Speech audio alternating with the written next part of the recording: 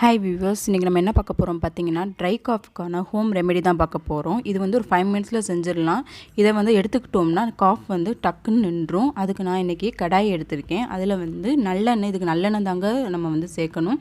சின்ன குழிக்கரண்டியில் வந்து ஒரு குழிக்கரண்டி எடுத்திருக்கேன். தேங்காய் வந்து ஒரு முழு தேங்காவை வந்து துருவி எடுத்திருக்கேன். அதையும் அந்த நல்லெண்ணெய் போட்டு 2 to 3 மினிட்ஸ் வந்து லைட்டாக வதக்கணும்.